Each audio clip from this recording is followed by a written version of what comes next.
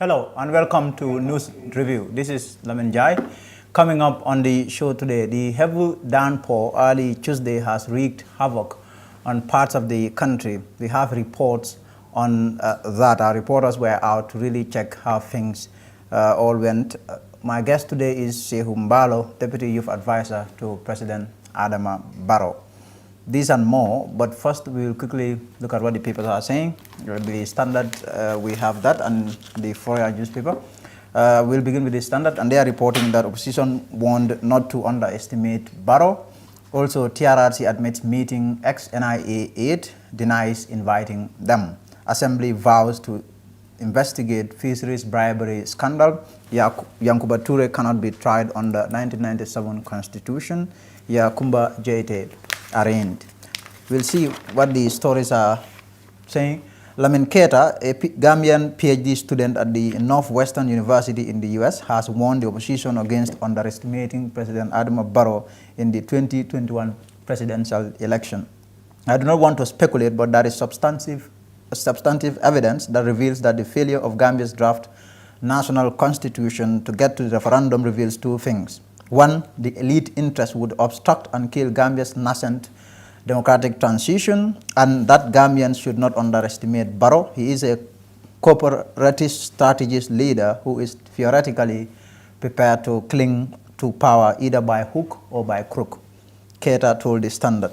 TRRC admits meeting ex-NIA aide, denies inviting them. The TRRC lead counsel yesterday debunked claims by family and legal sources carried in the Standard, stating that the former NIA boss Yankuba Baji and his colleagues have rejected invitation to testify at the Truth Commission. On Monday, the Standard tapped credible first-hand information from sources close to the officials that all but one of them claimed they were visited by the TRRC and told of a proposal to invite them to its public session to shed light on how the NIA was run. According to these sources, Baji and others rejected the invitation, claiming it is too late as anything they say or said at the TRRC could be used against them by their prosecutors.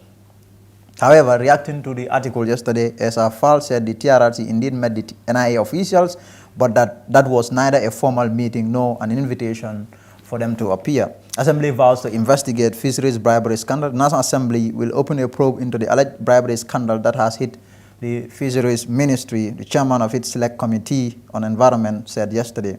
Yankuba Toure cannot be tried under 1997 Constitution. Lawyer Abdullahi Sissoho, representing Yankuba Toure, the ex-junta member, standing trial for murder, yesterday told the High Court that his client cannot be prosecuted by any court of law in the Gambia as he is protected by the 1997 Constitution. Yakumba arraigned. Nominated National Assembly member Yakumba Jete was yesterday arraigned at the Kanifing Magistrate Court, charged with assault and obstruction. Let's now see what Foroya newspaper is saying. Young's Toure wants High Court to enforce his constitutional immunity and discharge him. Survivor of former President Yahya Jammeh's HIV/AIDS treatment program testifies before TRRC. Gambia records 1 new COVID-19 related death, 4 new cases. TRRC commences public hearings. Captain Yahya B. Jammeh orders other soldiers in court. So according to the foreign newspaper, the justices of the Gambia Court of Appeal have on Monday, 12 October 2020, adjourned the appeal case involving 8 soldiers who were convicted of treason and other offenses. Let's also see, yes, I think that is pretty much on what's being reported there by the foreign newspaper. We'll take a short break and we'll be right back.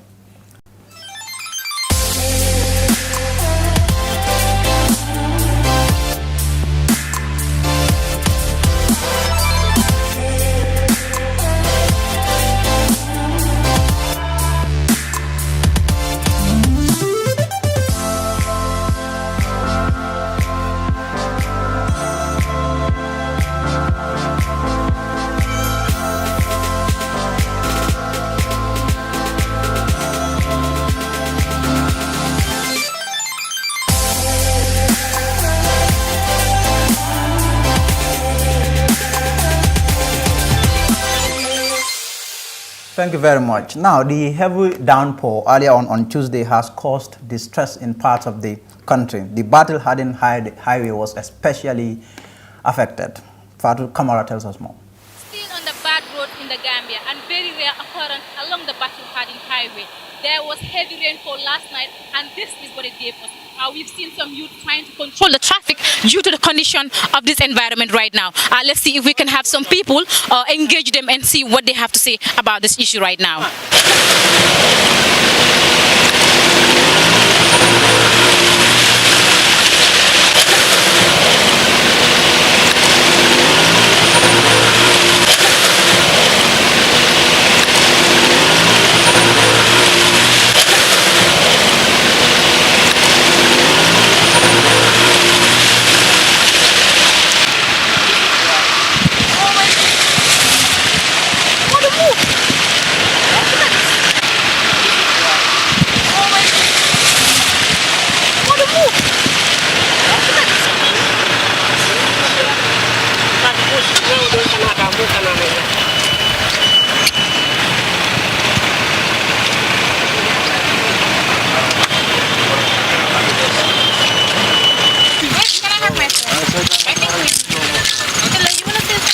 This is a serious situation, and I think both the relevant authorities have to come and see what is happening here. I've not seen anybody like the road authority or disaster management, and you have seen a lot of vehicles have been broken down on the way. So we expect them to be on the ground so that at least they will assess the situation and see what they can do, because this is really very serious.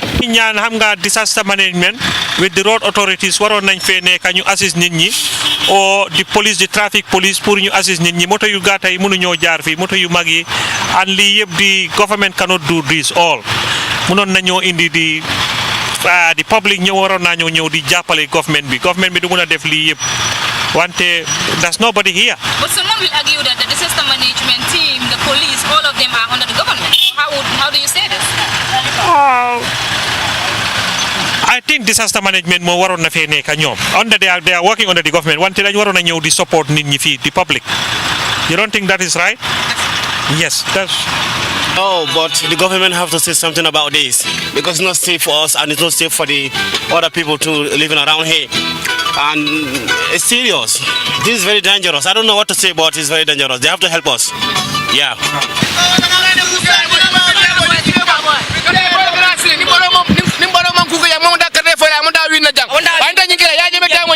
at this. They are paying tax. They are paying everything in the country. But also doing anything in our country. We have to do something about this in our country. This is crazy. People are going to record. They're going to even pass. You're going to even see this kind of style.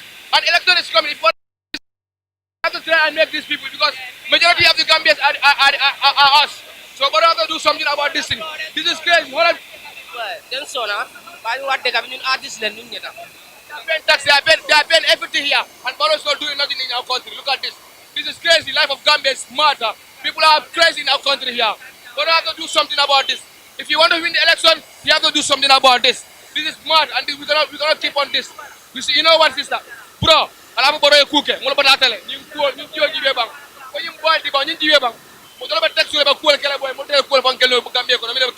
It's crazy. It's not free. They go to Gaspiaga.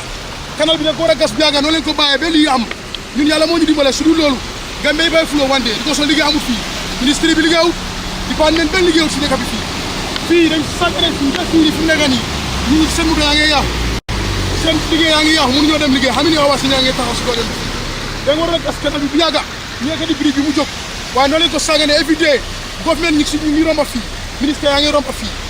President Buhari mu ngi gis fi lu mel dafa lañ ko ñu xaar be musiba bi soga am ñu jëm wax ni Gambie rek wara jóg di liggéey ñu bàyyi be problème soga am ñu xaar be problème am ñu ne la ñu jëm a liggéey loolu du liggéey da nga jóg su dee yow say tàngal match na si liggéey war nga xam lan moo baax ak lu baax war nga fii ndoxi dëkk bi yëpp ndoxi Serekunda Bundung yëpp fi leen di aw dem ko bi soo war nañ def kenn boo xam ne kadi prix si kaw liggéey boo xarañ boo xam ne ku ñëw war naa xam ne mun war naa jàll sura waaye liggéey bu police bu fi def benn baaxul si ñu tax la ñoo congrégué fi defarañ prix bi sura bi dafa fata amul fu mu ndox bi fu mu ma jaar ndox bi si kaw lay jaar di marché yaaxa nit ñi seen moto xam nga nañ waxal government ñu liggéey suñu mu dee liggéey ñu wàcc abal nit ñi si dëkk bi The new Gambia that we were talking about since 3 years back or 4 years back, here we are. So this one, this is the new Gambia. This is all we have in this last 4 years. It's very unfortunate. Very unfortunate. It's very. ay seetaan rek dëkk bi léegi war nañu liggéeyal talibe please xam nga ga war nañu dimbale boy moto yëpp ñu ngi yaaxu boy going dal nañ this is a lesson, let them learn from this. How many people responsible for this? Su ñëwee xam nga rek ñu read the situation, obviously war nañu am a solution to this because xoolal li ñu ngi yaaga taxaw di bi fele understand nga, and this is not safe. Yeah, absolutely. Authorities dañu war a ñëw ñu check fii ñu sauver fii xam nga rek am nañ seen autocrats, they will find out a way pour ñu mën a address this solution. waaw lii moom yàqal si yoon yi rek yàq oto yi rek waaw lii moom government bi moo ñu war a jàppale si kaw lii mooy.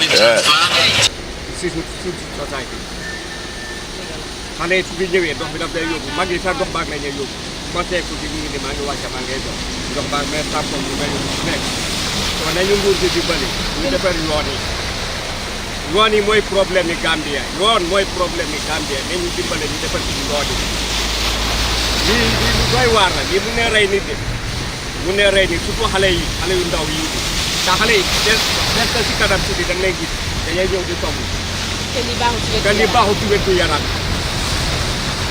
nañu nguur gi dimbale te buy defar yoon te daal lii rek bu ko defaree yaagul waaye te dara kalan mel puisque ñu def ko bridge de ñu fat ko rek dem di ko man lu ma gis ne supervise nekkul su fa supervise nekkee luñ yoon war a di mel dana ko mel te nguur gi am benn problème ba pare driver yi tamit yaa ngi gis very stupid waaw loolu rek laa am lu may wax nañu nguur gi dimbale ñu defaraat ñu yoon.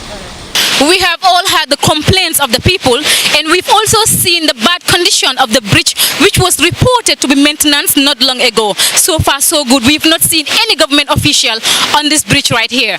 Reporting for the Fatu Network News Review, I am Fatu Kamara. Watanbe, brought to you by Afrisa. Be part of the amazing conversations with Gambia's greatest minds and personalities. Get ready to be entertained, inspired, and motivated on the Watanbe platform. Plus, stand a chance of winning the shopping of your life. Call or SMS 1010 for $3 is only to win cash prizes and a free shopping spree. Join Watanbe live on GRTS and social media on Mondays and Fridays at 9 p.m. Kailin New Watan. Where AfriCell goes, nobody dares to follow. So still on the heavy rains there, as our Mati Sangor was in Fajikonda, where homes were devastated by the water. It's been raining cats and dogs in the Gambia, leaving scores of families worried for their lives and livelihoods. Women and children sleep in the open amid heavy rainfall. To know more on the story, do stay with us.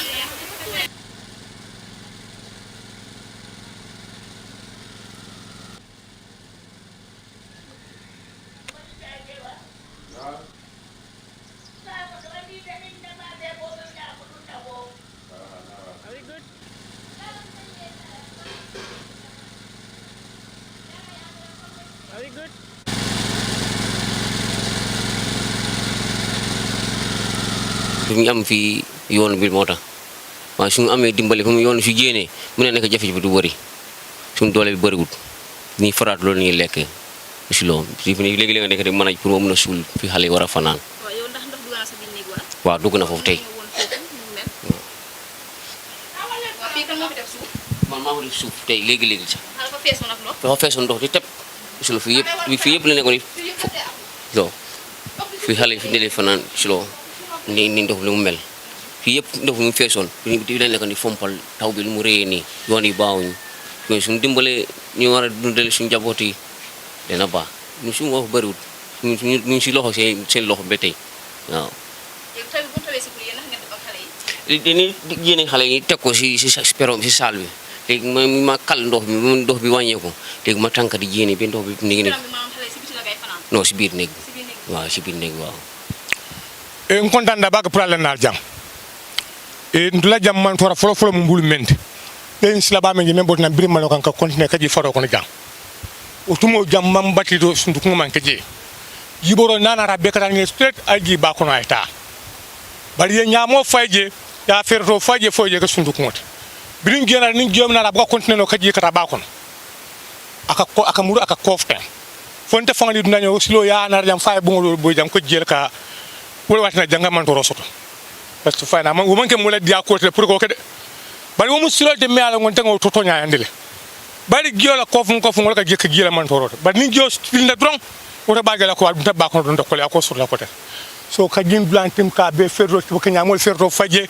sango se jam fo nga be do faje na ngam fa shar tukum fana ya be sambari na ta ya ba do ba lukut la do ba fanga nganda ba ko ndola jam ko ya ko nyimbe dolam ni mbe do ya del ya ko ra fajire ba kono yan ngi ko la bitankala nyoma dangol sot non suula fo fitno fente jam mamen ka jang ñun sila ba men feten ten la fa finte straight bari ka sugi ka ñamo fer do fayje pour kunkli na fa kamal jeb ka jino wudum banko ne wudum ka bu jang ka fa ba ko na be wudum ba so fa je sapi jeb ka tano jeb to be wala man toro ko jam bi dangol sot non suula fo no ñambe ko nokku na man nano mbur kan mbur noor wona jam fitna jam mamen sey jamala ci lo bari ñi nanta o chambe sango janni jena rakay akana ko dal fane alon ci lola seleta na ko dal tara dum so jela tabuka jebuka silo soto o mbatan di jamba mbulu jang me ka fan chamba nyindo mu kuranol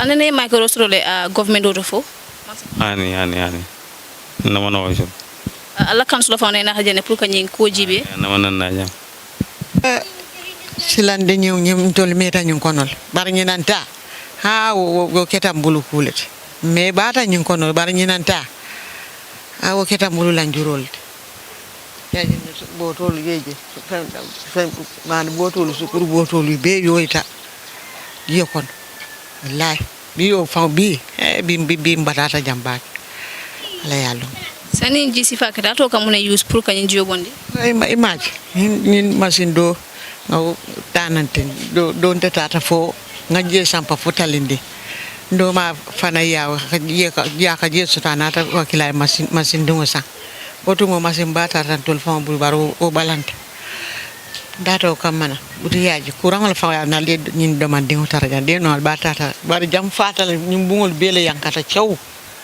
ta pel bele ko hinko yaji ngana fe ngol janyam al morol ko ni be bata doro ha bata doro awara mambad ala yalo bata doro it's almost 15 years now legi bari na torop man like depuis former régime bi ga ñewon nañ fi ni ga sauver suñu yoon bi fi ni da ga danal fi ay kër waye bété ga ñewuñ pour dimbalé nit ñi xam nga pour suñu yoon bi parce que yoon bi baaxul so ndox du fi dé mëna lifé ndox yépp ci kër yi la dem tam nga ñu wo sonal suñu kër yi no man sa suma nek ndox dafa duga always taw bi su tawé rek ndox bi daf ñu dé stop légui taw bi su tawé gudi nak ngeen dé def ñun gudi kan duñ nelaw ñun taw bi su hiné rek ken du dé nelaw ñepa dé tok ci biti am nga taw bi ko su tawé xam nga yow do mëna nelaw fo nga génné ndox you cannot be sleeping under the water xam nga fu may ni so mu lo tida ci biir ndox fo nga génné living how to call it ndox bi nga mëna am space pour tida ñun duñ dé nelaw for the whole night ni leen dé soné fini dal government mi dal nekkuñ di ñu dimbalé dara government bi ni ya buñ défé ci ñi sax government mi kenn ñëwut fini pour ñoo check ñu suñ député ñëwuñ fini suñ councilor bi ñëwut fini ga xamuñ ñun ci condition buñ nekk di dundé sax té ñun ñoo leen votal ñun ñoo leen fa tek so nga ñom ñu ngi bénéfice sen lifi ni ñun ñu ngi fi ñu ngi sona nga dafa metti man ma ngi ñëw fi sin 1984 sin 1984 la fi ñëw boba fi meluton ni ya nga dégg waye fu nekk ni ñun fi sona nañ de ndox bi ji nga Johnson bu nga gis ndox bi fofu la doon jaar dem ci geej bi kak waye gis nga légui el bu mu def ni mo ñu gëna sonal ji nga manté suma kër dafa fess tep kër yépp ay fess tep ndox so ñu ngi sakku ndimbal ya nga dégg bu dé nord bi nem na be ndox bi wañéku na giré day ñëw giré dal ñu yoni bu ñu mënta té xéer sa way na giré da bi ñëw bu giré day yoon bi rek da nga gis ndox bi dafay dem straight té lu ñu gëna sonal moy mbalik bu ngay gis ni gis nga li yépp mbalik la légui buy taw ni suma gaay dañuy sëni mbalik ñëw tour go bu ñëwé bé ci ko yoon bi dafay ciam salem bi ñëw téggu ci ko am mbédda bi gëna kowé kéré gëna wacca lolu mo ñu gëna sonal. Well, viewers, the people of Fajikunda have spoken and are appealing to the government to come to their aid. For the 13 Work News Review in Fajikunda Dumos, I'm Mati Senghor.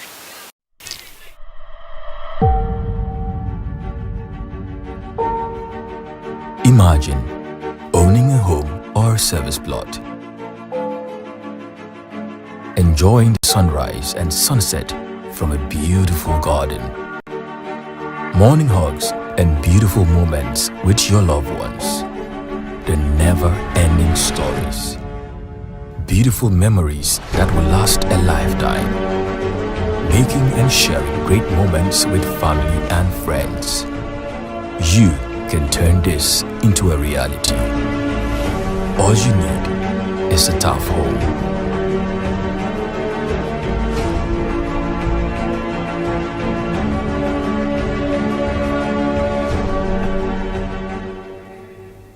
Welcome back. My big guest today is Mr. Sehu Mbalo, Deputy Advisor or Youth Advisor to President Adama Barrow. Mr. Mbalo, thank you for agreeing to speak to the Fatu Network. Mr. Njai, you are welcome, and I thank you very much for the invitation to come and talk to your viewers. First things first, you were at the Serekunda police station the exact same time that Yakumba Jaite was there, sparking claims that you were interfering with her case. What were you doing at Serekunda police station? Well, what happened is that was just a coincidence that happened when I went there. I happened to meet a case there. I was coming from Bakote to go to Banjul. That was around 11:35 a.m. in the morning. And one Mr. Job, a friend of mine, called me to let me know that he is traveling. And I was having some businesses with him. And he told me that, well, I don't think whether we will see because I'm traveling tonight.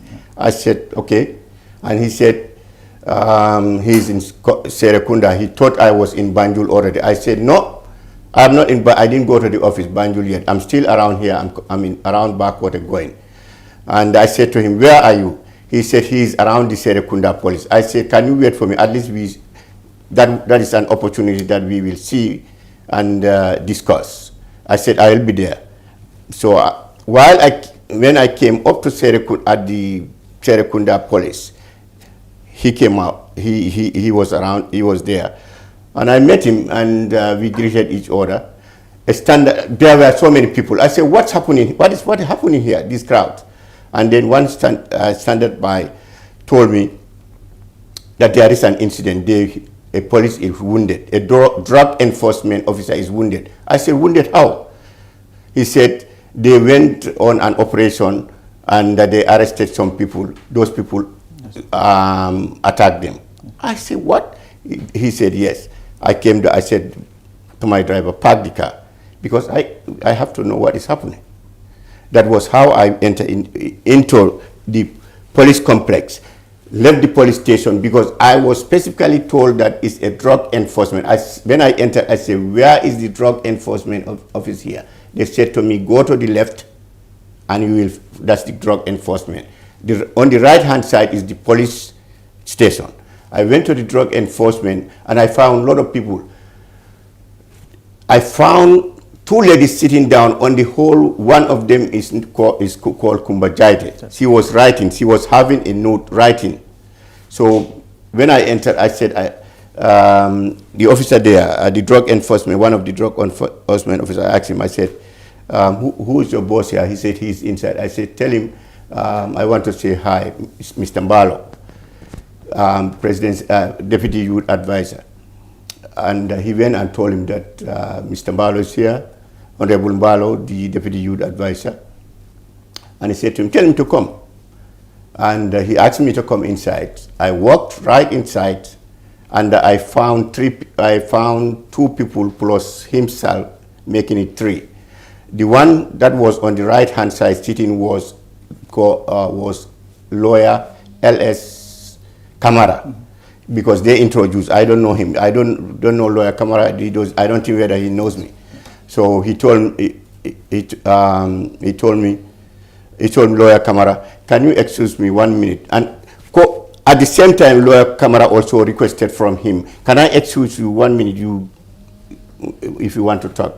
And he said yes. That was how lawyer Kamara walked outside. And I greeted him, I introduced myself, and I said, I was just passing. And stop here. They said there is a serious incident whereby one of your officers is seriously wounded on the head. He said, yes. He said they went on an operation, and one of them, they got attacked. They arrested some people who were having drugs, and during the course of that operation, they were attacked, and my officer got wounded. And a lawmaker is involved, Kumba Jaite. She is outside, and the gentleman who has just walked out is her lawyer called Lawyer Kamara. I say, oh, he is the one I always hear, Lawyer Kamara. He said, yes. I said, okay. I said, I hope the officer is okay. He said, yes, he is okay. I said, did he go to the hospital? He said, yes, he went to the hospital. I said, okay, that's fine. He said, let me call me. I don't know whether it's an orderly or what, who works there, who walked me in to call the officer who is wounded. The officer went outside. Within a few minutes, they walked inside the drug enforcement office, and he said, is this gentleman? I shook hand. I said, hi, how are you? He said, fine. I said, what's your name? He said, my name is Ibrahima Fadera. I said, Ibrahim Fadera, how are you? He said, fine. I said, I hope you are okay, because I'm made to understand that you were involved in a confrontation while you were exercising your duties, and then you got hurt. I was informed about it at the gate, and I have to see whether you are okay. He said, yes, I'm fine. I said, I hope you went to the hospital. He said, yes, I went to the hospital, and I was given treatment. And he gave me his bag. He said to me, it's here. He pointed on top of the left ear where it was swollen, the head was swollen. I said, but did you really medical checkup, proper medical checkup? He said, yes. He said, they checked me, and they gave me medication and whatever. I said, okay, fine. I said, but this is very serious. I said, I am very uncomfortable to see people in uniform exercising their duties and getting hurt.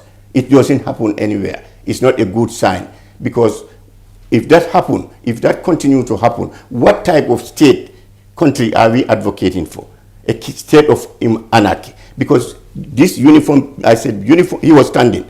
I said, uniform people, you are the people who are expected to enforce the law, to make sure that law and order exists in this country. So now, if you people are facing challenges up to a level whereby when you go and exercise your duties, you getting hurt, that's very serious.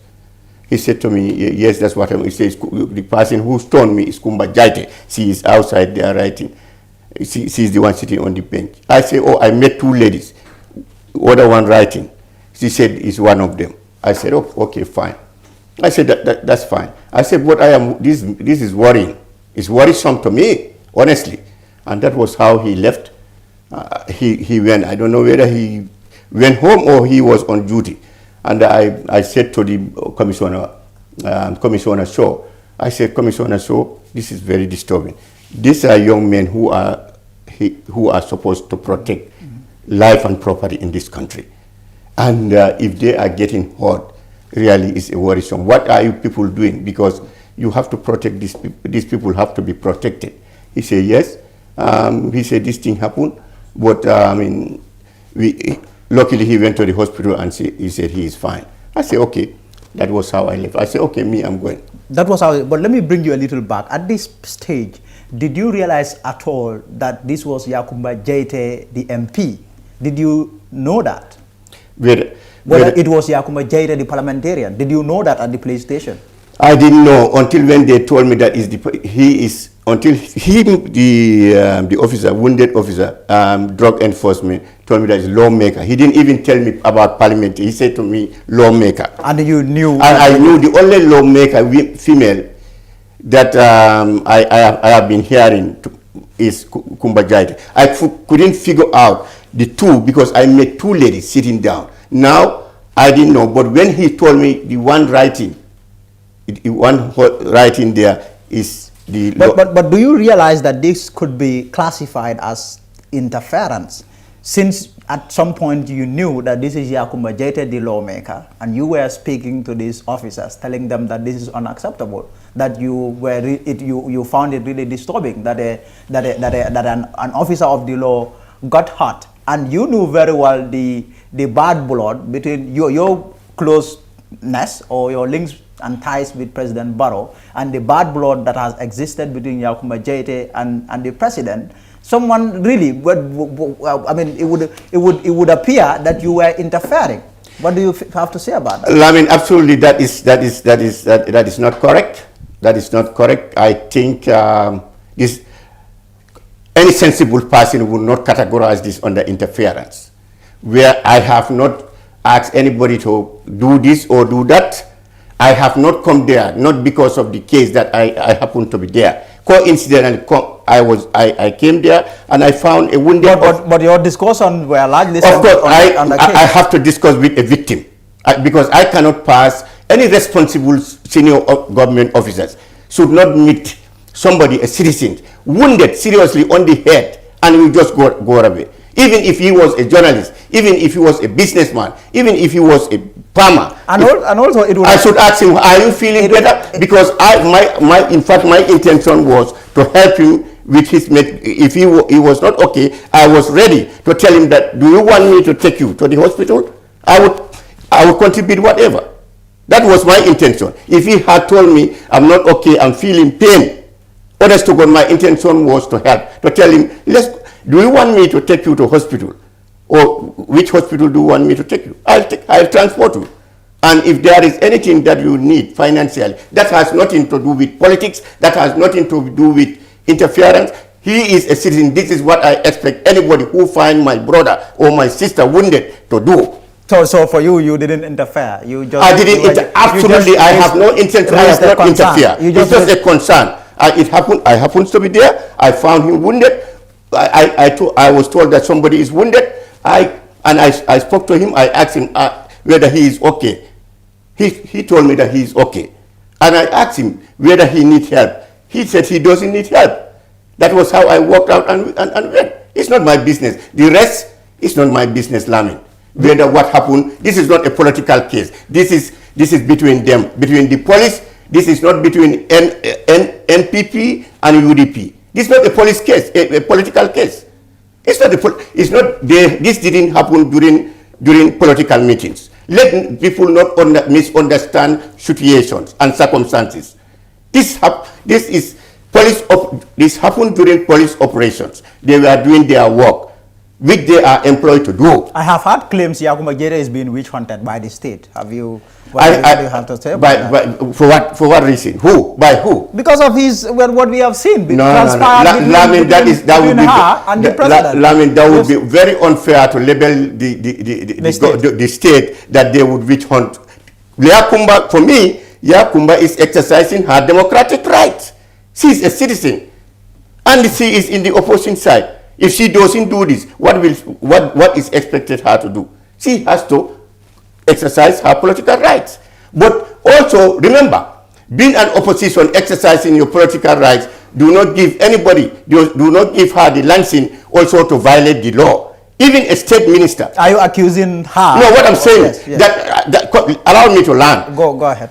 Being a state minister or an advisor, do not give me and give a minister the license to violate the rule of law in this country, to fight. Are you saying Yakumba is violating the rule of law? Is that what you are saying? Well, that is left to the general public. What happened and left to, I understand. I don't want to mention about this case. I understand they have gone. That is between the police, the drug enforcement, I don't know, and Yakumba. That is not my business. I don't know what time this arrest was done. I don't know what the circumstances. What I know is I care about that Ibrahim Fadera, and he is feeling okay. That make me fine. That's all. How did you become deputy youth advisor? You are a top aide to the president. How did you become, an advisor to the president? I became advisor to the president in the same manner and same circumstances to which advisors are appointed. Like how? I was appointed by the president. When was this? I was appointed I was appointed around April 2019. April 2009. Not exactly. I'm not definite, but around. That's why I said around. But before this, you were a critic of the president, right? I am a let me tell you. Human rights activist. I am a human rights activists are always critical. They are critics of government and also anybody who is a violator, who is presumed to be a violator of human rights. Yes. That is how we are. We don't look at we are in the same party. We don't look at you are in government. We don't look at you are in opposition. Because when I was in New York, I was the CEO of Organization for Democracy and West Africa. That's the Gambia movement. No, that's different. Yeah, that's different. That is that's human the one right. that you, yes. Yeah, and plus the movement for restoration of democracy in this country. So I was a senior officer of a human right of 2 human rights organizations. So if you were following me, then you will know. Even when people were arrested during the time of the past regime, I was very vocal. I was always in the forefront to make sure that justice is done on journalists, from Chief Ibrahim Mane to Deda Hydra to other people in this country. I fought for them, to Fatou Diaw Mane, to many journalists, that I fought for them, and I invested my finance. Even people arrested in New York, journalists who were about to be deported back to this country, I stood to them up to the Supreme Court in New York, immigration, to make sure that they are free until a genuine democracy is restored in this country. So that was my role. You did all of that, and in the early days of the President Barrow administration, 2017, you were one of those people that led a protest against the Barrow administration. That is correct. Yes. I led a protest. I didn't. There was no protest actually. There was not, but there was a. There was an intention. Planned. I planned to organize a Gambian and human rights organization to go before the UN and put pressure on the government of the Gambia to make sure that Haruna, one thing, that is number one, the violation of the constitution, that a vice president was not appointed for almost 8 months in this country. This is very wrong. In any democratic setup, any democratic government, or the setup cabinet must be completed, unless there are serious situations. I urge the government of the Gambia under President Adama Barrow that it is very normal to have a vice president. I don't know why. What's the reason why a vice president at that material time was not appointed? I said we are putting pressure for a vice president to be appointed, because then, to my understanding, because of this age, there were some age problems within the cabinet that who to be appointed. Then this amendment at the National Assembly of 65 years was not amended. So that hampered with the appointment of vice president. And I said, if a vice president is not appointed, me as a Gambian, and also as somebody who is a civil rights activist, I would protest to put pressure to make sure that everything is going. Because right now we have to show, this government has to show a better example. This is a democrat. We all know President Barrow is a democratically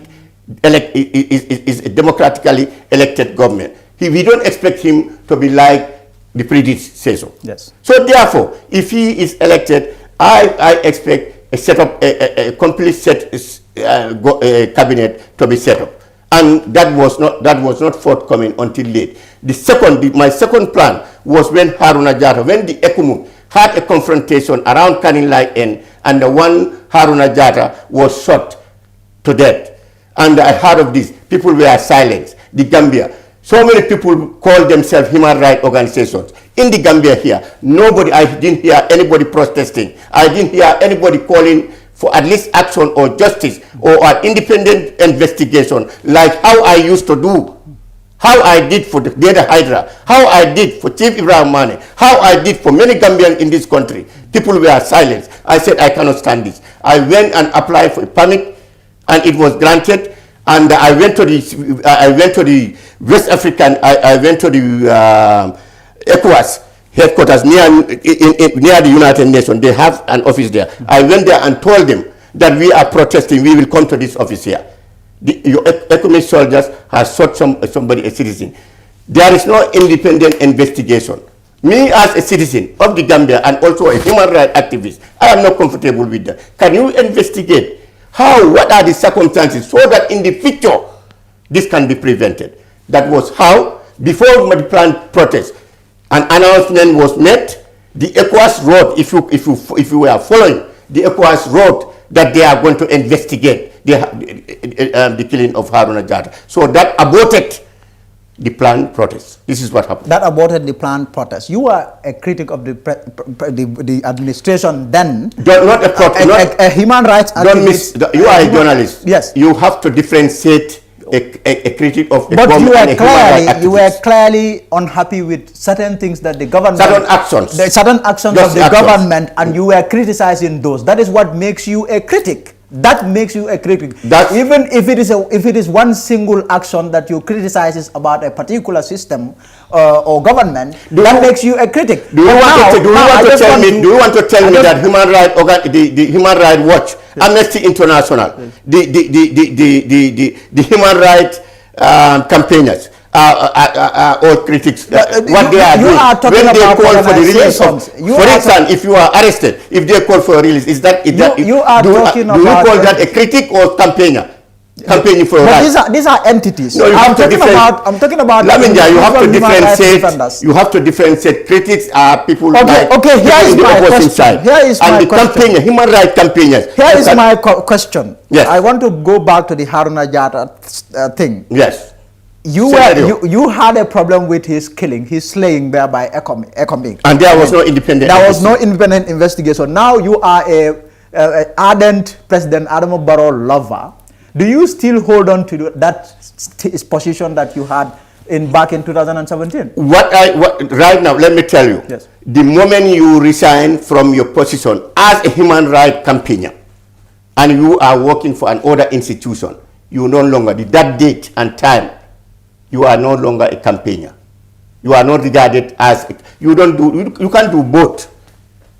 You cannot do both. So long you leave. The moment I left my office, you quit as the human rights activist. So I was fighting for Guinea Conakry, yes. Guinea Ivory Coast, yes. and also what's the name? The problem in Mauritania. The moment I resigned, I was fighting. I was among those then who filed a lawsuit in the New York Supreme Court against the President Ultaya, former president of Mauritania. Does that make me a critic? I'm not a critic. Because that's my responsibility to make sure that the human rights of the people, of black people in Mauritania, are respected. So when you resign, so that's what I want. So when you resign, for you to differentiate human rights campaigner. Okay, I'll give that to you. When you resign as a human rights campaigner now and took up a job with President Adama Barrow, yes, the issue of Haruna Jatta resigned with you.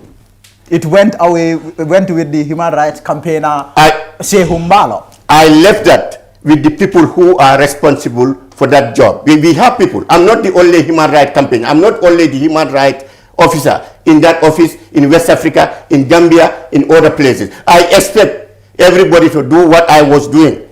I expect journalists to do what what you are doing. That's your responsibility. The moment you live here, you are not a journalist, you have a store. We expect somebody who succeeds you here to do your job. Now you are doing, you will not do both. When you were a human rights campaigner, you were really far from President Adama Barrow, and now you got the chance to interact with him almost every day. Mm-hmm. And you never for once bring this to his attention, this issue of Haruna Jatta and the fact that there are calls outside for an investigation to be conducted into his slaying. You never for once did that. Lamin, listen to me. That's why I am telling you, that's why I am trying to tell you the responsibilities. Everybody have your responsibilities. Right now, I am given a task to do. I am given a role to do. That is my role. I no longer become a human rights campaigner. I no longer become a human rights activist.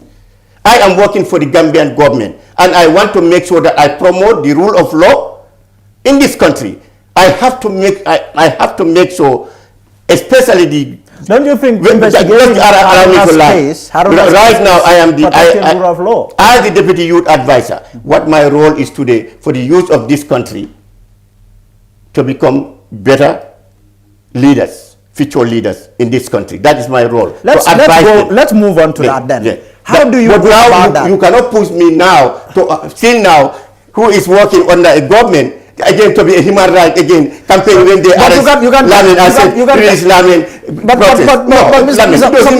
Mr. Mbalo, you can always tell truth to your government.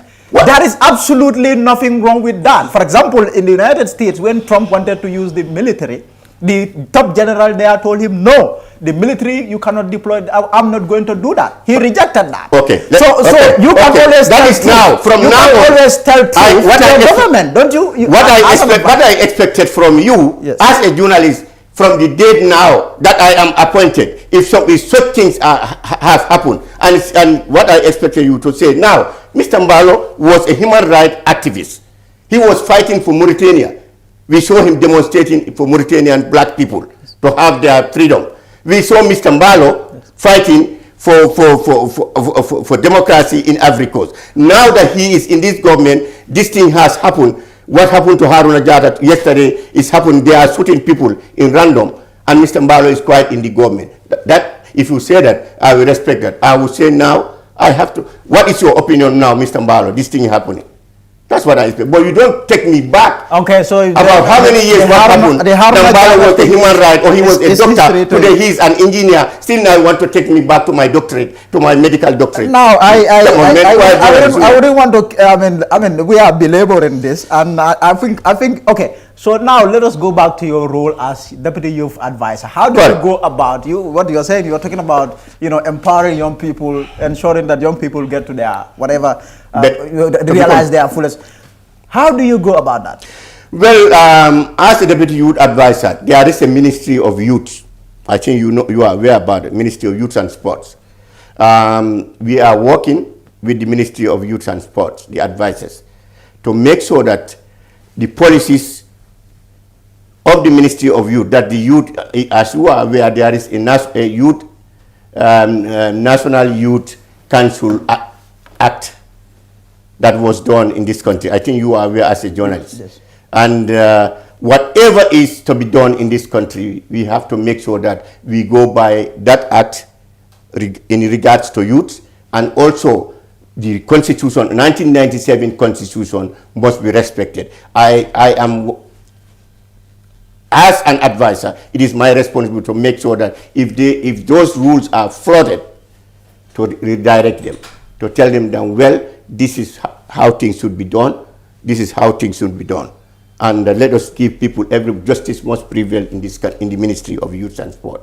I don't have to dictate them, do this, do that. But I make sure that I work with them.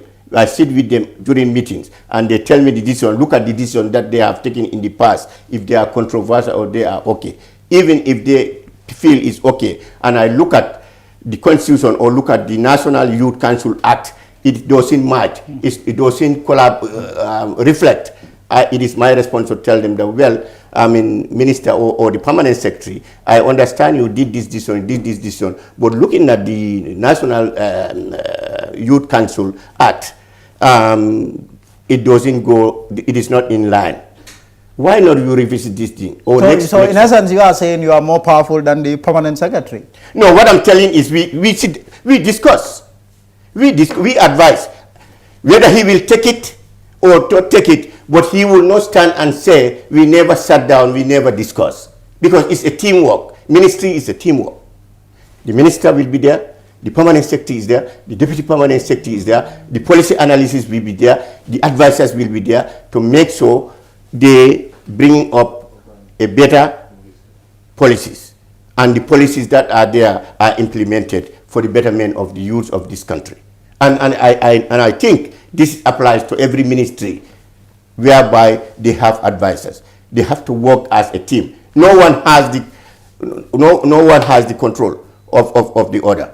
No. You don't. This is a democratic government. I have had claims, we will still talk about your role there, but I've had claims that you have said that you were never going to work for President Barrow, that you even once mentioned or said that he's from the slave. That is absolutely false. That is absolutely false. If I say that to Adama Barrow, that means I am calling myself a slave. Because me and Adama Barrow, we are born from the same family, we are families. So if I call somebody, does that make sense? Those are critics who are just talking rubbish. So you never said that? I never said that. I will never call. In fact, not only Adama Barrow, that's me. I will never call somebody a slave. Seumbalo. To call you that you are my slave? You are my slave? But that's something that is very rampant in your URR part. Right now, in fact, I have document right now that the Human Rights Commission, National Human Rights Commission has given me to look at. It's a problem right now that we are all trying to look at the government and the human rights. It's our concern that is a period issue people are fighting. And I don't think we are that now, at this age, 21st century Lamin, people should fight about you, I am your foro, it's a munna jongoleti. I think it's civilization. We are all civilized. And how about this part of you will never work with for the president? That is absolutely nonsense. Nobody can bring a record here to show you that this is where I wrote this. These are just speculations. These are just people whom you know they are out of their mind, will get up and say who say, you will not work for this, you will not work. That's not, it is my country. This is my country. If I work for this country, what Barrow told me was come and work for your country. Barrow will never treat anybody as who are working for him, and the people he's appointed, you had him, overheard him, always telling people, even the ministers and others, when he appointed, say, we work for our country, let's work for our country. This is our country. And this is what he told me. And I believe in that. You believe in that. And as Deputy Youth Advisor, you work with Henry Mobe Balo Gomez, who is the youth advisor, the chief youth advisor to the president, a politician. I mean, a lot of times I would hear people say Barrow is more of a political propagandist of President Adama Barrow. Some of the comments and the statements you make all point to one thing, that is to try to see how you can grow President Adama Barrow's backbone politically. What do you have to say about that? Your role is not necessarily to, come up with policies and programs that will help young people to grow, to develop, but instead you are just a foot soldier, a political foot soldier of President Barrow. Is this really the case? Let me correct you here, Lamin. First of all, I'm disappointed that a journalist like you didn't know Henry Gomez is not the youth advisor. Yes. Do you know that? Yes. What is So you want to tell me that he is not the youth advisor? Yes. Let me correct that. Yes. Henry Gomez is the advisor on investment. Yes. So when did he become advisor on investment? That's where I found him. When I was appointed, you know who is the youth advisor? Yes. Is the Musa Penda Jeng. Write it down. Don't make mistakes. Because as a journalist in this country, you are expected to be familiar with people who are working for the government. Ministers, permanent secretaries. But that was where the president took him first, when he was really removed as youth minister. But do you realize that? No. Musa Jeng has always been there. Musa Jeng was appointed as the youth. You make your research. Okay. I am a researcher. So I do my research. Back to the question. Yes. The question is, what? Okay, now you want me to learn on, like, I mean, that I am a propagandist for President, yes. like a propaganda. Yes. I will reject that. That insinuation. Yes. I am not a propagandist. Yes. What I am doing is, I am doing my job. And here, like what I'm doing now, let me make it very clear. I am not the spokesperson of the Gambian government. Yes. I think you are aware when you invited me also, you never told me the spokesperson. Yes. Let me make that very clear. Yes. Number two, let me make it very clear. I am not the spokesperson for NPP. That's not my position, why I am here. Yes. And I am always ready to come and face you here whenever you need me. Yes. As a citizen of this country, and also as a deputy youth advisor. Yes. I would answer to that. Yes. But to be a propagandist, but nothing will stop say Umbalo as a citizen of this country. If I see positive things happening, to comment about them. If I can pass and see a Gambian wounded, I stop in my car, walk, and try to help as a citizen. What would stop me also if I see President Barrows doing positive things in this country, commenting about it? I am a citizen, I'm in Lamin. You are paying taxes, I'm paying taxes. President Barrows is paying taxes, Ahmad Ba is paying taxes, Halifa Saleh is paying taxes, Hussein Dabo is paying taxes. This is our country. This is how I see it. Nobody is better than the other here, and nobody is above the law. We will all work hand in hand to make Gambia a better country. We cannot isolate somebody. We cannot make somebody to shut up. That's not going to make our country progress. What do you make of the president's performance as leader of this country? Opinion is split, is divided. You have this section of Gambians that think, which you belong to, of course, which say the president is doing a very good job, and the president himself thinks that he's doing a wonderful job, really. And you have the other side of the Atlantic, which thinks the president is a bad, terrible leader. What is your take on his performance? Fair enough. I am happy that we can sit here and discuss about the performance of the president, which have been scared. When I step down, I'll be arrested. When you step down, you will be arrested. That number one is a plus for President Barrows. Give him that. Give him that 10%. I have a problem with that. That is not President Barrows making. I'm not. That is the making. You ask me a question. No. I'm not going to let you go away with that. No. This is not President Barrows making. So don't credit that to him. That is the Gambian people that fought for that. They lost. Yahya Jammeh was elected. Yahya Jammeh was elected. Don't see? Yahya was elected. Yahya was elected in 1996. He was elected. I'm not saying that. I'm not talking about. Yahya was elected in 1996. He was elected in 2010. He was 2006. He was elected 2010. Isn't it?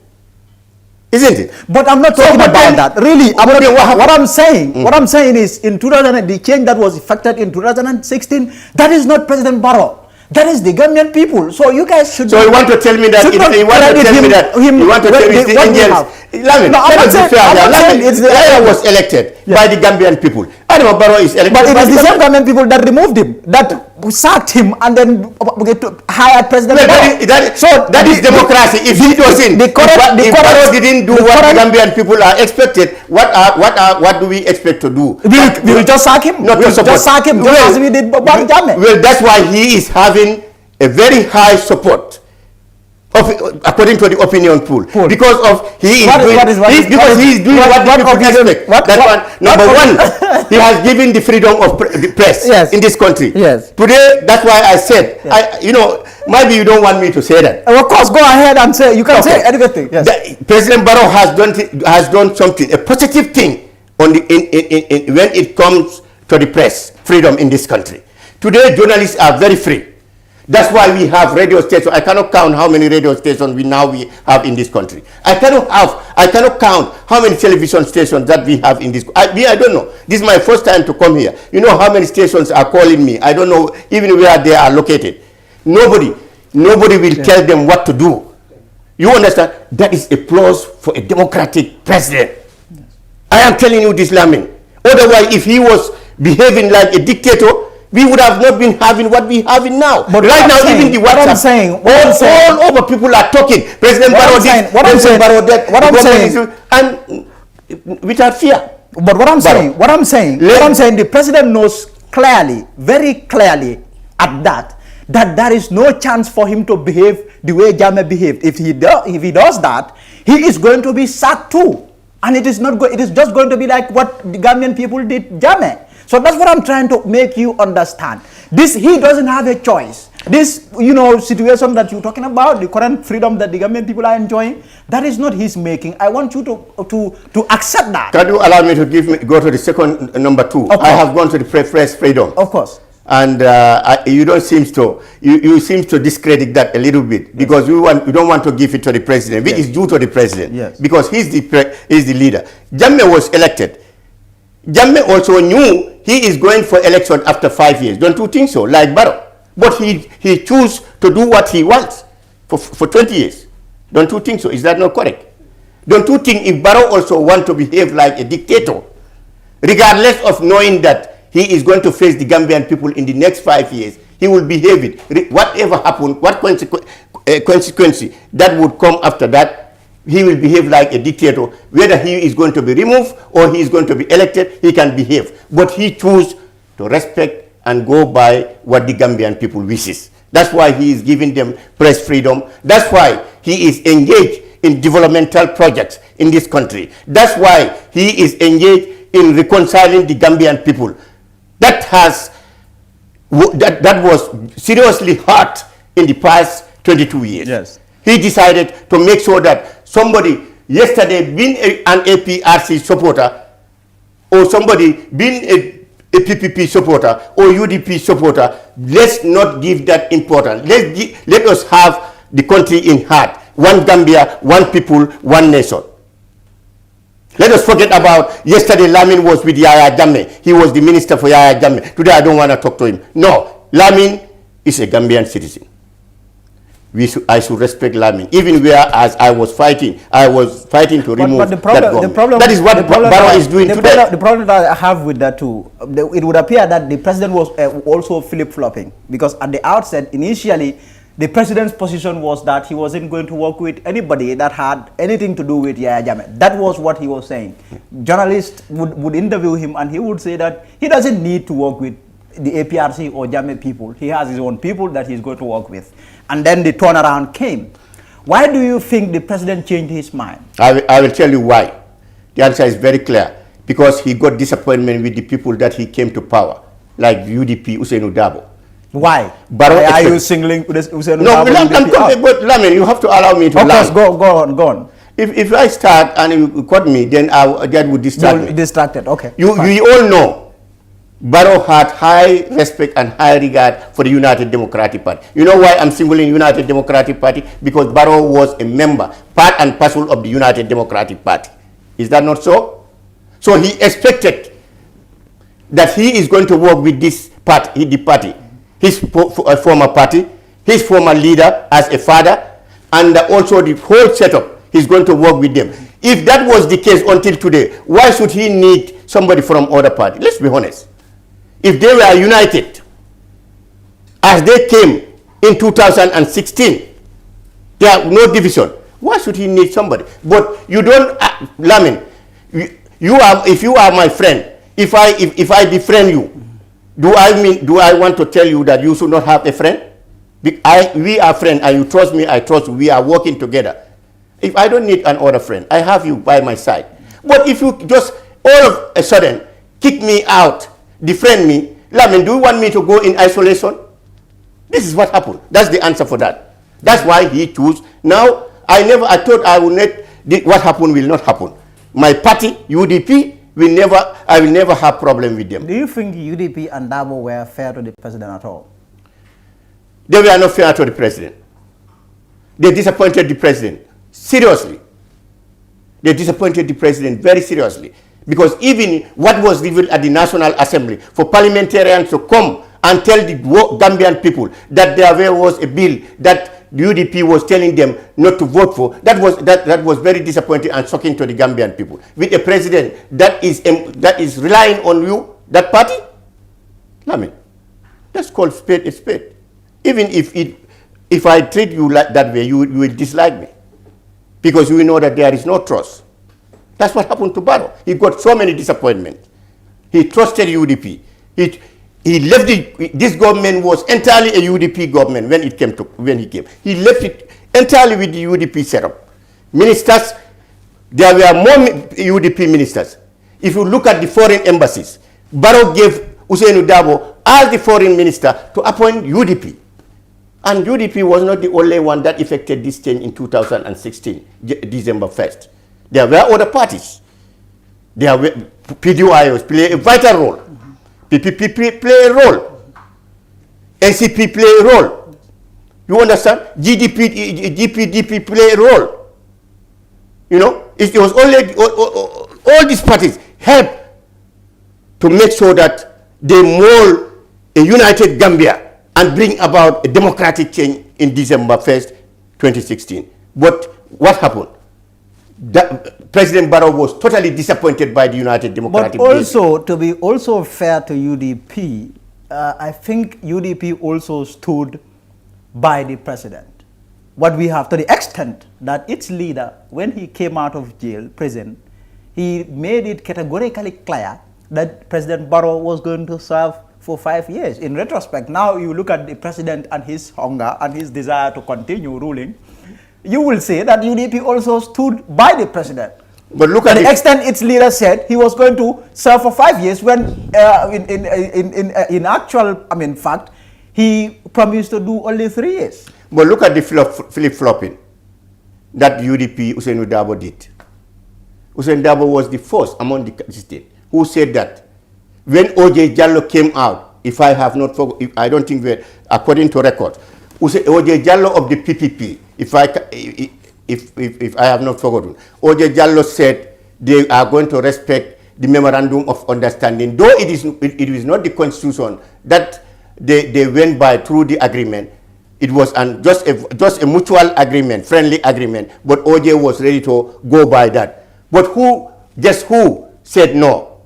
It was Ousainou Darboe, who came out and said, if the president do that, he is going to take him to court. The constitution must be respected. It is the constitution. The constitution is the supreme law of this country, and President Barrows abided by that. That was the fact. The MOU was just a mutual friendly agreement. So how can Barrows just disregard the constitution, go by a friendly agreement, take him to court, and embarrass the whole world that he is violating the constitution of the Gambia? That is no violation of the constitution. Of course, it's a violation. No, it's not a violation. Because there is a disagreement already. If there was no disagreement, Lamin, if we agree, no problem, we would have gone. But the moment there is a disagreement among the parties, that made that agreement. So that makes it illegal for him. But this issue of flip-flopping, then it would appear that President Barrows is also guilty of flip-flopping. There is a man who said, I'm not going to work with anybody that... and then he turned back to hire them. But Lamin, I told you what compelled him, what made him to do that. But that is also flip-flopping. Will you call it flip-flopping? But he was compelled by the action of the United Democratic Party and UDP that compelled. Because now, you wanted Barrows to sit down without ministers. Because already he has got the biggest disappointment in his life by his party fighting him. But do you think and this APRC, they are citizens of this country. The APRC ministers, they are citizens. Why can't he now? I have got the disappointment from my party. These are citizens. I said first earlier on, I'm not going to take them, APRC. Already I have enough personnel. But now it has come up to a state, I don't have enough personnel because the personnel the soldiers I was going with, they have abandoned me. So I have to get soldiers who are friendly to me to work with me. That's what happened here. So he was compelled. Would you also say that the president and his hunger to stay on to rule for 5 years instead of 3, he was also compelled in that circumstance too? Since you said there was a disagreement. No, he saw the necessity to respect the constitution. As far as Ousainou Darboe has threatened to take him to court for violation of the constitution. Really? Yes. So that was what. That's why he said, okay, now before they drag me to court for violating the constitution. But then what also happened, Mr. Mbalo, has to do with the fact that the UDP then took a position to say that he should respect, because Darboe, remember that they said that's where the flip-flop came to Darboe. No, again, he turned down. He turned around. He said again, okay, now respect the 3 years must be respected, and he's the very one who stated that Barrows must respect the constitution of this country. And he went around after everybody, the whole nation was shocked. Darboe, who said he would threaten to take somebody to court today, is saying again. No, but that's different. It's clearly different to be fair to UDP. What's the difference there? The difference is this time around, it was the party that was taking a position different from, because Darboe came out to say that he was speaking in his capacity as Darboe the lawyer, not necessarily as Darboe the leader of the party or Darboe the UDP. So the UDP, you have to separate the two. The UDP then took a position to ask the president to step down, but the president insisted on continuing. But as the Secretary General and party leader of a party, do you want to tell me that Darboe is a weak leader in the party? Otherwise, my party cannot. As the Secretary General, I have the overall ruling. If they say that, I would tell them that, listen, our party should show a better example. The constitution of this country must be respected. Already I have offered my word I have warned the president that he should go by the constitution of 1997 constitution, which speculate that under section 63, that anybody elected as a president should serve a term of 5 years. I have said that I'm not going back, because that means I am also trying to violate. But Dabo doesn't own the party. The party belongs to the people. And the people should be more powerful than Dabo, don't you think so? So what we expected Dabo to do was to say that, anyway, I said this, but now we have voted. There was no voting. There was no voting. He never tabled this thing anywhere. No, but it wasn't about voting. But it was about the party taking a democratically, it would have. And there was a statement, a party statement, which the entire party infrastructure agreed to, and was given to Dabo for him to read. So that should be sufficient, don't you think? That's not sufficient, because listen, in a democratic setup, Lamin, we all have seen what happened in the APRC in the latter part, when the party was divided in leadership. What happened is this type of things. Because of some people want to do something, the other want to go in the right way, the other people want to go in the left way. And they are divided. The whole country knew there was a problem. This is the intention of Fabakary Tombong Jatta. This is the intention of people like M.A. Ba. We knew there was a problem. But in the case of UDP, it was only Ousainou Darboe voice that we were hearing with this flip-flopping. Today, 3 years. The next 2 months, when he was kicked out of the power, we all said, because when he was in power, that's why he said Barrows should stay for 5 years, because then he was enjoying the privileges of a Minister of Foreign Affairs. But when he lost that, he said, now let's go back to 3 years, so that you also, President, who appointed me, you lose that power.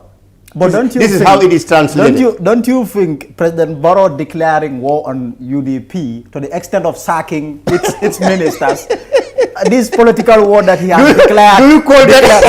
I call it a political war. This political war that he has declared on UDP, don't you think it is smart? Don't you think it is a smart political war there? UDP, at least according to what we have seen transpire, happen, it is a very strong political party. For the president to fire all those people, to push them into the opposition, and for the president to come up with his own political party trying to wrest that popular support from UDP, don't you think it's a smart move at all? That's a smart, and let me tell you why he did that.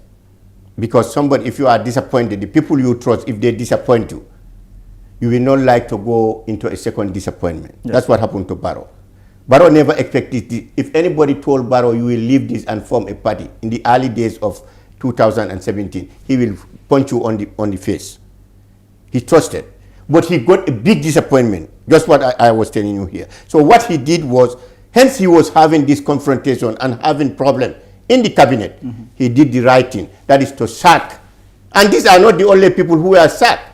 So do you want to tell me that sacking somebody is a declaration of war? He sacked OJ, there was no war. He sacked Henry Gomez, there was no war. He sacked Farmata Tambajang, there was no war. Is that not correct? Why then sacking Ousainou Darboe and these people be regarded as a declaration of war? These are Gambians. Any Gambian, you are entitled, you deserve to serve this nation. If Barrows asks you today, appoint you today as the Minister of Youth and Sport, you deserve, you are a Gambian. But clearly there is this war for popular support, popular, vote. UDP and President Barrow, now they are all after the same thing. That is to win over Gambian people. That is what I am calling the political war. Do you think the president made a smart move at all? UDP is a very strong political party. I'm sure you know that. UDP was a strong party. Make it that way. Don't say youth. Do we know how many people? I can count how many people here. Lamin, I contested elections in this country under UDP. We formed the UDP, we registered the UDP in 1996. We ran for election on the 2nd of February 1997. So I knew UDP was very strong. But today, UDP is not strong. I will tell you my reason. Okay. Do you know that the people, lot of people left UDP who are strong pillars, who were strong pillars of the UDP. People like Upper River Region, Bubu Drame. They were strong pillars and they have a lot of followings in Upper River Region. Lamin Jata of Brikama left the UDP with a lot of following. Boubacar Jite in Gunjur left the UDP with a lot of following. Ahmad Sar, North Bank region here, left UDP with a lot of followings. Maudo Toure of CRR left UDP with a lot of followings. Lamin Cham under the youth movement of UDP, Dusano, we are in the UDP. Is that not correct? Do you want to tell me still now UDP is still as united and strong as it was with these people when they were fighting at the grassroots level, bring followers? Do you see the following President Barrows NPP is having nowadays? When he went to Upper River Region, when he went to CRR, when he went to other, now when he visit places, these are not imported people. These are people, Gambian people, and most of them are from the UDP, from other parties now, and they form this NPP. They are the people who compel, they forced Barrows. Barrows didn't register this party. It was the people, because of they were angry with how the UDP was behaving against Barrows. The disappointment, the harassment, that Dabo came out and say, if anybody want to this thing contest or to lead a party, go and form your own party. As if Barrows cannot form a party. That was an insult. To President Barrows. To Gambians who believe in democracy and unity. They said to Barrows, how can somebody, a party, a political party, you belong to the party, you have been fighting in the party, now you contested until you become president, they're telling you that you don't have a party. If you want to show that you are popular, go and form a party. Can too. People say, we are going to form a party. People came for him, opinion leaders. Whether you like it or not, we will form the party. Barrows didn't form this party, you know. It was the people, Dembo Byforce and other leaders, Manjanko and others. They mobilized the people, called this chairman, regional chairman, form a party for this man. And they went and collected forms, got the party, told President Barrows, we are registered in this political party. Because you have all the quality to lead a political party. And he accepted. And he accepted. He came to Banjul, he declared that I have accepted. He never accepted. But when he came round throughout, it was echoed on his ears that Barrows must have, you must form a party. We are embarrassed. We support you, but we are embarrassed. People are calling you don't have a party. You having a movement, a president. We are embarrassed. We are ready to support you. He never answered. Until when he last day meeting of his tour in Banjul at the Arch, he responded. He said, today, this is the last day of my tour, meet the people's tour. I will answer to the call. Almost more than 15 to 20 something meetings. People have been calling me that whether I am afraid to have a party. I'm having a movement. People are telling me I cannot have a party. I cannot form a party. That was how President, let me tell you here, how these are the people who formed this party. Who formed this party. Yes. Would you hold on to the view that the rise or the emergence of NPP has spelled the collapse or the demise, if you like, of UDP? The image of NPP, as you stated, has killed UDP. UDP is done for in this country, Lamin. Take it from me. It's dead. It's dead. UDP here. You see now, let them try. This is the only, even most of this national, and you take it from me. I have been involved in politics. How about, what would you tell Let me just land. Okay. You see, in the coming presidential election, President Barrows is going to win the elections with a landslide victory. According to what I have seen, the opinion that are coming right now. Not only topping that, you see the National Assembly. My fear today is, I am a respecter of democracy. I want the oppositions to have some seats. But today my fear is, in the coming National Assembly elections, we will have very limited National Assembly opposition coming back to that house. And you write it down. So what would you tell those UDP people that are watching, the likes of Hussein Udabo, who still believe that their party is strong and alive, you are saying the party is there. What direct message would you tell them if you can look into the camera and address them directly? What I can tell UDP is to make sure that they maintain the party for the party not to die a natural death. That is the message I'm sending them. Because for them, for you who say UDP to come to power in this country, yes, they have lost that opportunity. I'm telling you. They've lost that opportunity. They have lost that opportunity. It's not happening. Away from the country because of the electorate. I'm talking to you based on the grassroots. Lamin, I do travel to grassroots. You don't need to organize meeting and this. You go, I go to villages, I go to places. I know what I'm telling you here. Today you hold election today, presidential election. You will be disappointed. Everybody will be disappointed with the disappointed with the performance. I see the president's camp is very confident of his triumph, his victory. And just last week, Majanko Samsa, who also supports the president, was here, and what he's looking at, he's also licking his lips, just as you are right now, and his suggestion is for the president to call early elections, let's say in July, so that we can put to bed or put to rest all this talk that the UDP is stronger, Barrows is stronger, UDP is stronger. But he is saying that if the president calls early election in, say, July of next year, this will quickly end every talk that is taking place. And that is correct, Lamin. Let me tell you what UDP is left with now, today. UDP is left with the social media, that is the Facebook. They have people who are very active in the social media. That is a fact. People in the diaspora, on the Facebook, but on the ground with the voters card today are not with the UDP. I must tell you that.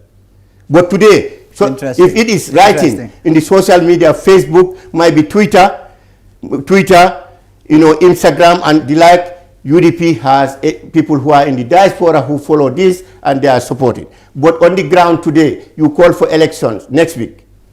UDP will be, people in the diaspora will be sick. I told people, even the draft constitution, didn't I say it? After talking to Gambians and hearing what Gambians are saying, listen, you must be a listener. If you are working for people, you must be a listener if you are not a dictator. And also the followers of the leader must be listeners. You know what the people are talking about and what they mean. What is fooling UDP, what is misleading UDP is the Facebook.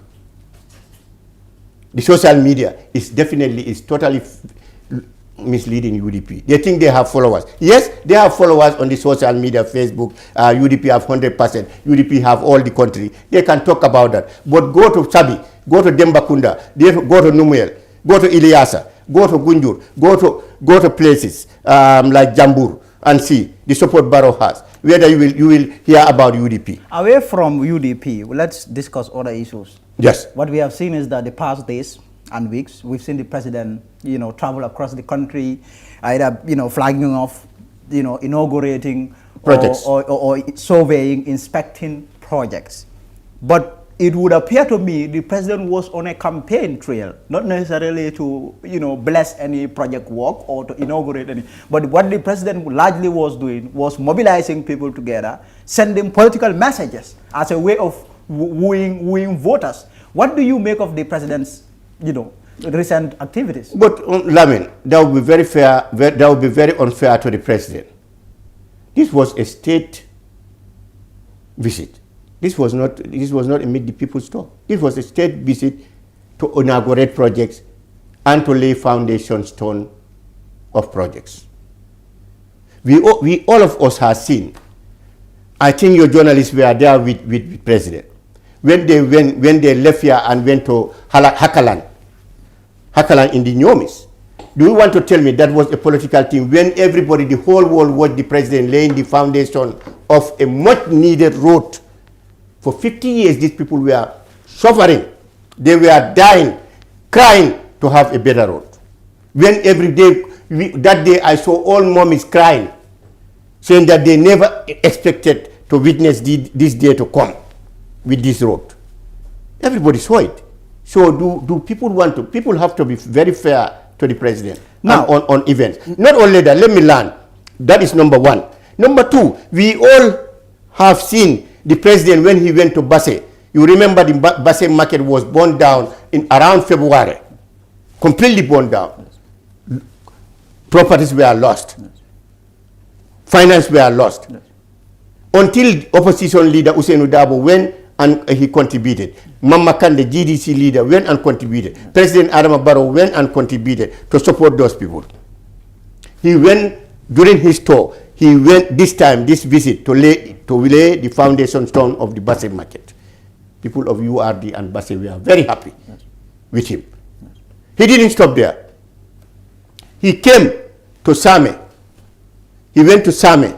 You see that road, the Same Bansang. Yes. He also inaugurated that. We all of us have seen that. Not only that, the other Farafenye, the Trans-Gambi, that side road, the corridor. Also, he laid the foundation. They are going to work that is from the ferry to Farafenye. Those are very good projects. Now, they are for people. They are going to be here for the people. My question is: does State House take coronavirus seriously at all? What do you mean by whether we take it serious? Because I cannot understand. Does the presidency believe that coronavirus exists in the country?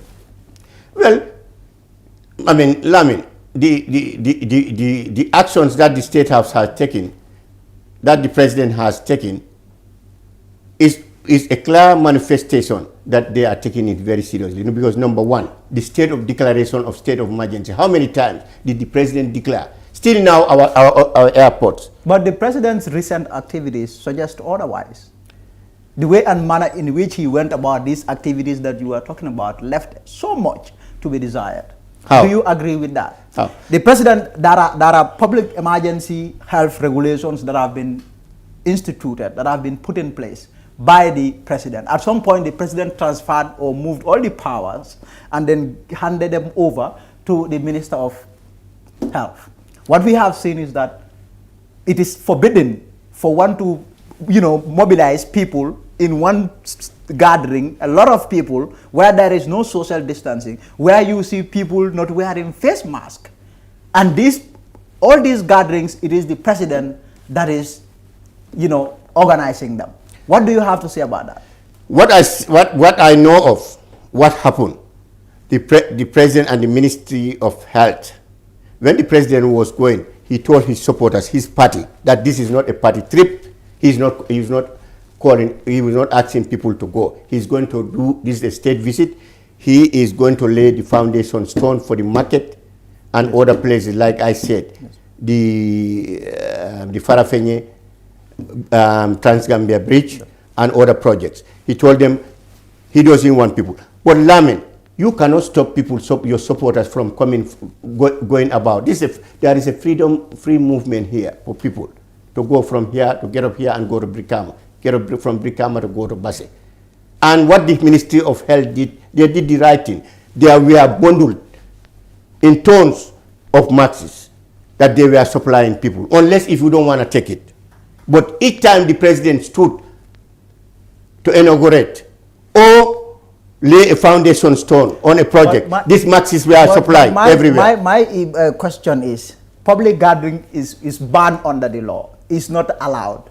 But the president was found wanting, was the very person, the authority that came up with this law, was the very authority that was violating that public gathering ban. That is the point. During the time of this trip, it was lifted. Check the record. It was lifted. That was never made known to the public. No, it was announced. It was never announced. A day before it was announced. I didn't see that anywhere. It was never announced. But me, I saw it. The ban on public gathering? The government spokesperson lifted. The ban on public gathering? Yeah. Is that what you are saying? Yeah. Really? Are you serious, Mr. Yes. He lifted it, he said, but we must maintain the social distancing and also putting up masks. Why? That's what they say, according to the statement. Why was that not observed or adhered to? It was observed. There is no social distancing in all of the president's meetings. Well, you see people crowding together without no face mask, no social distancing. That is how it panned out throughout the president's activities. Lamin, the government has advised people. You cannot. You can take. But this you can take the horse to the. You can take the horse to the river. No. You can take the this horse to the river. This government was punishing people. We've seen police announce. Police say people have been arrested for violating, issues like the curfew, for example. People were jailed. That is during the people curfew. were not just the that curfew, but face mask. We have seen people violate face mask and fine $1,000. Yeah. You have a crowd. That was during the time enforcement. But still, that is a ban. The ban is still around. After the lifting, it has been lifted. It has been lifted. So now. there is no ban on social distancing. No ban on face mask and public gathering. Is that what you are saying? Even lumos are open now. No, this is not about lumos. I know the lumos have been declared open. But what I'm saying is the ban on social gathering, public gathering, and face mask. Now it's not. The state of emergency is over. Before the state visit, ask anybody, check. Before he left, I think a day before he went, it was announced. The spokesperson lifted this thing. The government spokesperson. Fair enough. But now, here is another thing which I want to put to you and see how you react to that. Underrated and underachieving. I have interviewed someone here, Nyanjai specifically, and what he called you and your compatriots, those that are advising the president, underrated and underachieving. That if you hire a $1 million advisor, you will get a $1 million of advice. But if you hire underrated and underachieving advisors, that is what you are going to get. Are you an underrated, underachieving advisor, Mr. Barrow? No. What are you? I am what I can tell you is I am a competent advisor that knows what I am doing, who loves his country, who is a patriotic of this country. That's the answer I can do. My performance, with how I'm dealing with Gambians, with how the government, the respect for rule of law, democracy, freedom of speech, that I am advocating within the government is a big achievement. Two things, finally. I'm trying to, manage this time very well. Two things now. How many minutes are left? We have about 10 minutes, but I'll now first want us to talk about the draft constitution and what we have seen happen. The fact that it failed the National Assembly test and all fingers are being pointed at the executive, that is the president. What is your opinion on the fact that members of the parliament rejected the charter? Lamin, thank you for bringing the issue of the draft constitution. What the president did was to establish the Constitutional Review Commission, which was very correct to do. He never interfered in their job. He never asked them to stop working. They did their work, they did their consultation. They went to Saudi Arabia, up to Mecca, whereby there are very minimal Gambians, very few Gambians. They fly up to Mecca. They went up to America. They went to the European countries. They got all the freedom and all the finance available to them. They consulted here Gambians. That is under a democratic setup. When they came back and when they finished the draft constitution, they submitted it to the president. There were instances whereby the executive wanted certain things to be included, to be corrected, like the retroactive clause, which is not constitutional, which was not constitutional. It was regarded because there is nowhere in the world, Lamin, whereby a law can be retroactive. You cannot be punished for something that you did and it has passed. I have talked to lawyers, people that are very au fait, people that are very vast. Yeah, can you allow me? And then you can come on that. Because you asked me about the constitution. Let me tell you what happened with the executive, with the government, our position in this constitution. No, I don't want us to skip because that. if you bring me other opinions, if you tell me other people, then you will bring. Why don't you bring those people? No, now you ask me. Ask a member of the government. I am saying yes. The retroactive part that you talk about. Yes. Before you continue. Yes. I am saying that you are saying that it is unlawful. It is not constitutional to punish someone for a crime that has taking place when it was not, it was, the law was not in effect. Wasn't existing. Yes. But I am saying I have engaged experts, and their argument is that, in fact, that only applies to acquired right. Acquired right, but the fact that to serve 2 terms is not necessarily an acquired right, is it? That is not correct. I don't know who said that, but that is not correct. What is correct? What is correct is what is the essence of a constitution going through a referendum? A constitution is only called a constitution when it passed up to the referendum. It will go to the parliament first reading, pass that. If it passed, go to the second reading, third reading. If it passed the third reading, it will go to the people, to the electorate, and they will vote for it, either accept it or not accept it. Yes. Then if it is accepted, that's the time a country will be ruled according to that constitution. It becomes a constitution. Yes. But you cannot rule a country with a constitution that is not in effect yet. Yes. This is what they wanted to do. If you tell me that Barrows was elected in 2016 and he started his term in 2017, it is going up to 2021, and you want to, the constitution is not yet in place.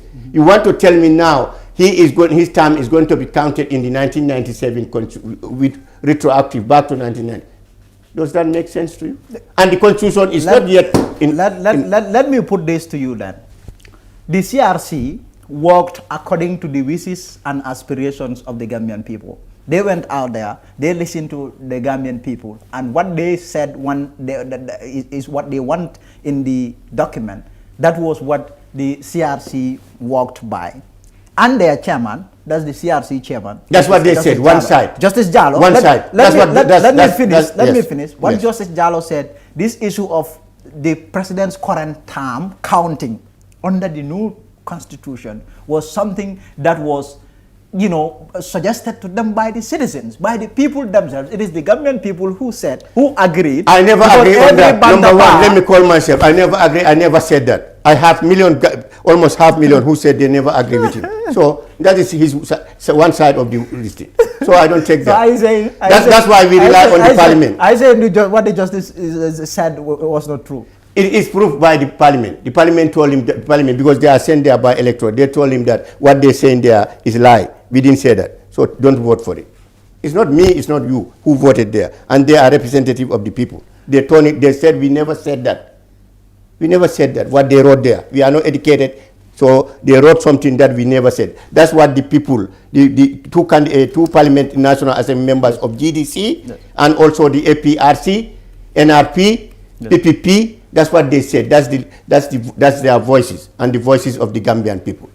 But also, do you think, it was really wise at all for the president, or fair on the part of the president, for him to promise that, to deliver this promise, this issue of a new constitution, only for it to get to a certain level or stage, and it gets, dismantled because the president isn't happy? Do you think the president did the right thing? Well, the president, because he's the one who promised this, after all. Yes, the president did. The Gambian people understand what the president wanted and what he did. They tone it down. If a president can appoint somebody and the court say this is not correct, they take it up. President is not above the law. He appointed Kumba Jaite. He wanted to fire him. Yes. They went to court. The court said, no, you leave him there, according to the constitution. He said he accepted. That was not his wish.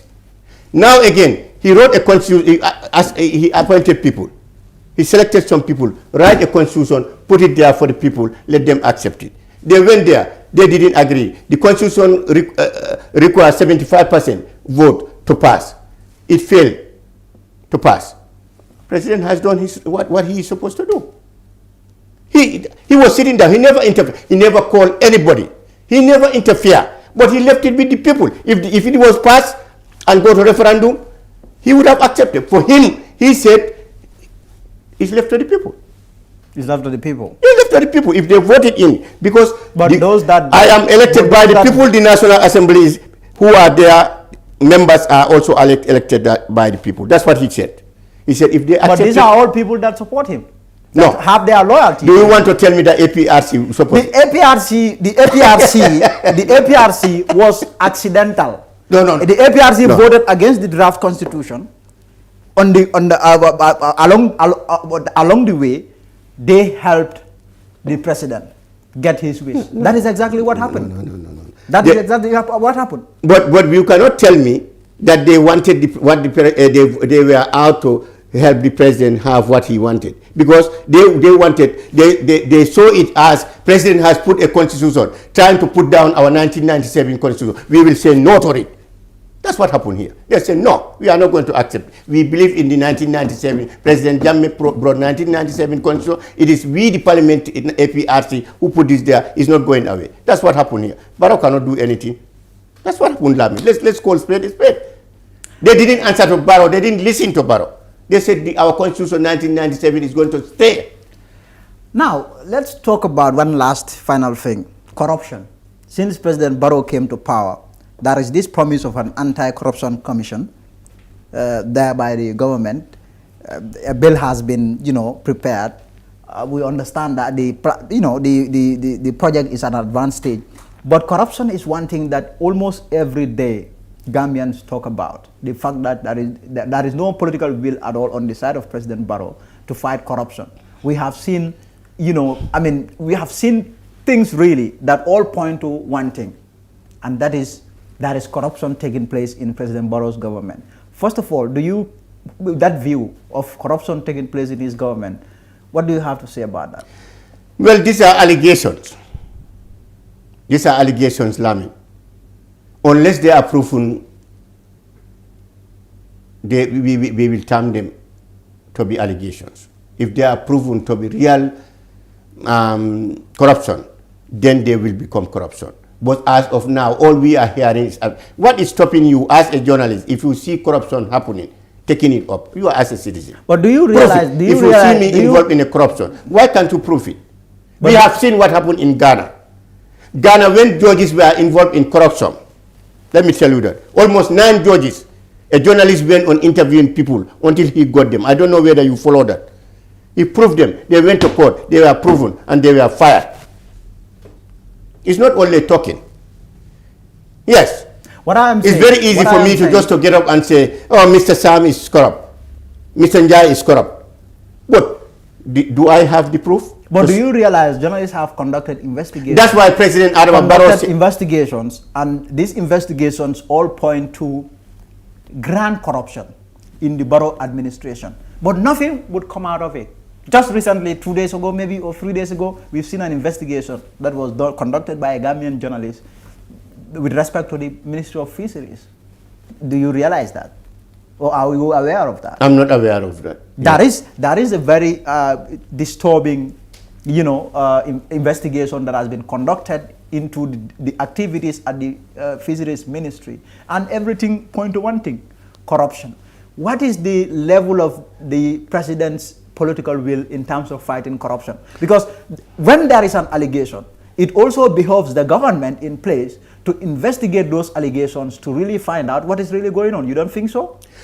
That's why President is going to introduce a bill, corruption bill. When that happens, Lamin, it is your responsibility to go and supply that information. That allegation we hear in journalists, and me, if I hear about something and I have proof, to go and face them and give them, supply them with the information. Just like what I'm telling you now. For now, what mechanism is in place? Wait until, maybe I am the one who is not aware of it. Maybe the government is doing something. But you are very close to the president. You should know. In your interactions with the president, your conversations, does he at all talk about corruption? Who? President Barrow. Does he talk about corruption and his strong commitment and desire to ensure that he fights the toga? President is somebody who, whenever he knows something, he has evidence on something, he will act. But he is not somebody who will not act based on speculations. He is somebody. We have a president who will not act based on just speculations. He wants evidence. You bring evidence to president, you give it to people, give it to the police. Go and give your evidence, you will see what would happen. Give it to the police department.